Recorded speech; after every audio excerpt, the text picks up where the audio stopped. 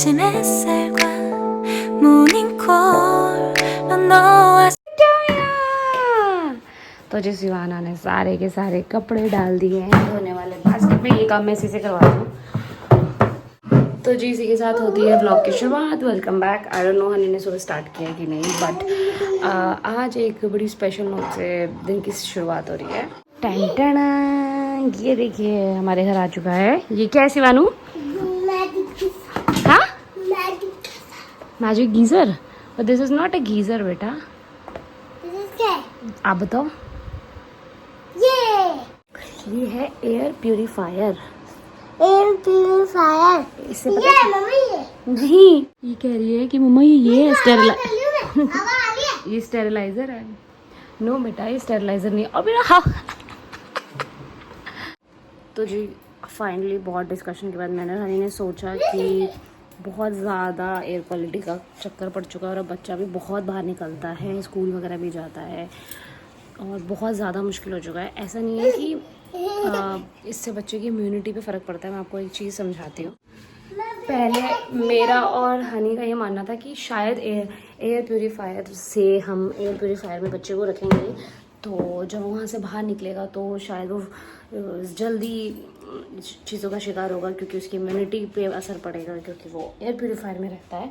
But बहुत सारी research और नॉलेज के बाद हमें ये पता लगा है, बहुत सारे डॉक्टर्स के इंटरव्यूज़ देखने के बाद हमें ये पता लगा कि एयर प्यूरीफायर अब जो दिन की 15 सिगरेट पीता है या 15 सिगरेट का धुआं अपने अंदर खींच रहा है, उसकी इम्यूनिटी उस इंसान से ज़्यादा है जो 2 सिगरेट का धुआं खींच रहा है।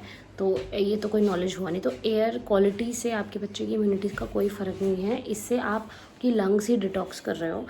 तो क्योंकि अब बहुत ज़्यादा हो चुका है और हम बाहर निकलते हैं और जब बाहर से आते हैं हमें खुद फील होता है कि हमारे गले में एक हैवीनेस है।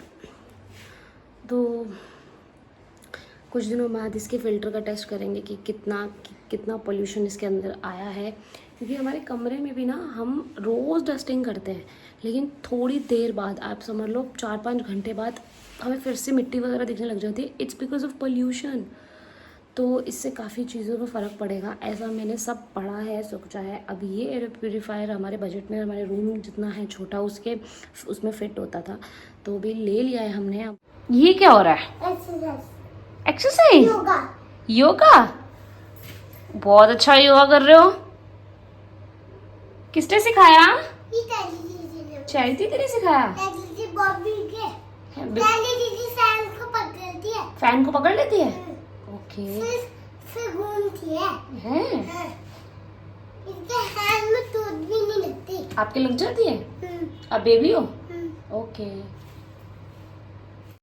और कल मैं गई थी पार्क, मैंने वॉक वगैरह, कल तो वार्म अप ही करा था और वॉक वगैरह करनी शुरू करी है। और थोड़ा सा जितना कर पाऊँ, क्योंकि घर के काम, बच्चा, इसके बाद इतनी एनर्जी तो नहीं होती।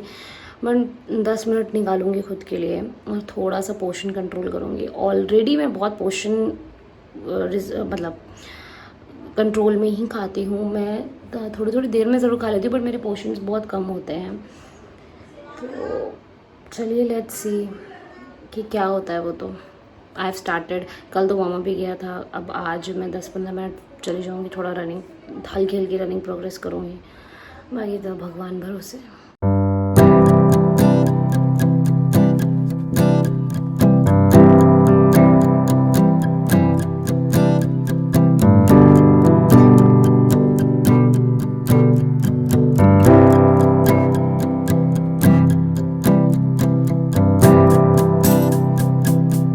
Hi guys, welcome back from my side. शाम के 7:30 हो रहे हैं। मैं अभी ऑफिस से आया हूँ और अब जाके व्लॉग स्टार्ट कर रहा हूँ। सुबह ये अभी वेट करो, मैं बात कर रहा हूँ। एक सेकंड, मुझे ऐसा लग रहा है कैमरा गंदा है। एक सेकंड वेट शिवानू। तो सुबह तो शिवानू स्कूल नहीं गई थी इसलिए लोग नहीं उठे, कुछ इलेक्ट्रिसिटी वगैरह का इशू था, इसीलिए मैंने व्लॉग भी नहीं किया। अब सीधा घर आके ही व्लॉग कर रहा हूँ। बेटा मेरे को बात करने दो ना, मैं बाद में बात करूँगा आपसे, रुक जाओ। वेट समझती नहीं है यार, इसको समझाना बहुत ज़रूरी है। वेट नाम की चीज़ बिल्कुल नहीं है इसके अंदर। हम किसी भी चीज़ के लिए बोलते हैं वेट करो, बात मत करो, 2 मिनट रुक जाओ, प्लीज़ रुक जाओ, नहीं मानती है। देखो अभी तक बोले जा रहे हैं।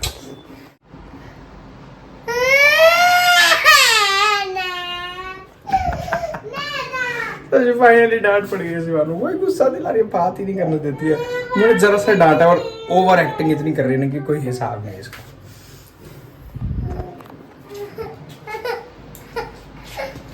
तो जैसा कि ये शायद दिखाई दिया होगा, विशाली ने आप लोगों को एयर प्यूरीफायर लिया है हमने, जिसकी बहुत ज़्यादा ज़रूरत है। बहुत टाइम से हम सोचते थे कि ले लेंगे। वैसे भी ऑस्टिन के बाल और ऑस्टिन की ही डस्ट हमें फील होती है, काफ़ी है रूम के अंदर। और वैसे भी दिल्ली का हाल तो बहुत ही बुरा है। अब पता नहीं ये कितना ज़्यादा असरदार होता है, कितनी आपको बचाता है ये, we have no idea, but still ले लिया बिकॉज कुछ समझ आ ही रहा था, सुन रहे थे हम जगह कि भाई लेना चाहिए। तो फाइनली हमने भी ले लिया। तो जी मैं अभी ज़रा कालका जी तक गया था किसी काम के लिए। उससे पहले भी शिवाना ने रट लगाई हुई थी पार्क जाने की, बट वो काम करना बहुत ज़रूरी था। ऑल्दो काम फिनिश नहीं हुआ है, दोबारा जाऊँगा उसके लिए। मैं आ जाऊँगा वापस।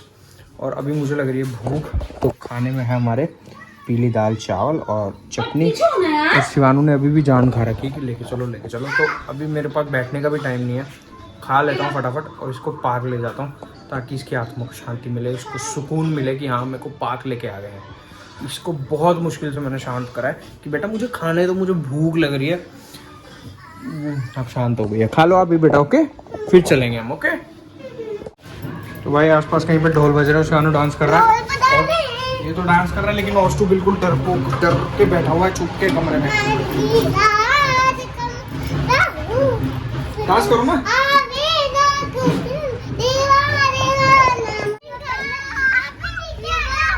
कोई बात नहीं, आप खेलो फ्रेंड के साथ। तो आप करो ना, उसको क्यों बोल रहे हो? भाई एक फ्रेंड बन गई, उसको भी चला रही है ये, उसको कहीं और जाने नहीं दे रही। उसको भी ले आई अपने साथ। तो जी गाइस रात के बज रहे 1, क्योंकि कल सैटरडे है और आई हैव प्लान कि मैं शिवाना को स्कूल नहीं भेजूँगी, क्योंकि आज ही दोपहर में भी लेट उठी थी। तो अभी भी फ़िलहाल तो ये नहीं सोने वाली, तो इसलिए मैं उसको नहीं कुछ वो कर रही। और अभी हमने जस्ट पिज़्ज़ा पार्टी करी है। क्या करी है? Pizza party. कैसा था पिज़्ज़ा? अच्छा। अब बाय कर दो सबको। Bye bye. Take care. Take care. See you. See you आप बोलो अगेन। चलो guys, see you tomorrow in another blog.